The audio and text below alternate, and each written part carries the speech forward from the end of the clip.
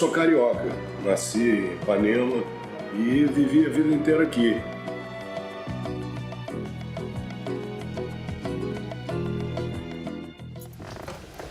Bora, Daniel, fica pra dentro, vamos nessa. Então, na época, minha vida era praia, porque eu morava em frente à praia, colégio e cinema. Então, 15 minutos nós temos para chegar. Mas que caminho mais estapafúrdio! É aqui. Bem, mas a gente vai dar uma volta. Não tem como, porque desse lado não tem estacionamento. É engraçado que eram movimentos na mesma época, com a mesma geração, pessoas da mesma idade.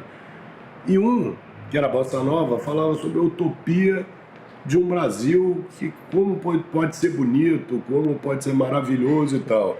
E o Cinema Novo pareceu o outro lado da moeda, dizendo assim, olha o Brasil como é que é, me mostrando um Brasil de mil tragédias e tal, e um Nordeste, e um Brasil que eu não conhecia. 3 e 7.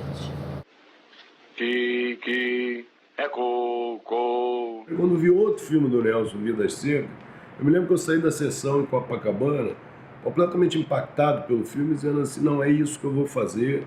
Eu estava estudando, eu falei, vou parar tudo e vou fazer isso.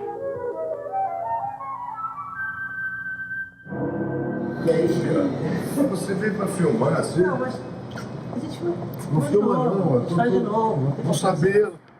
Aí me aproximei do pessoal do Cinema Novo, que é um pouquinho mais velho do que eu, assim, Cacá, Joaquim Pedro, Leon, né?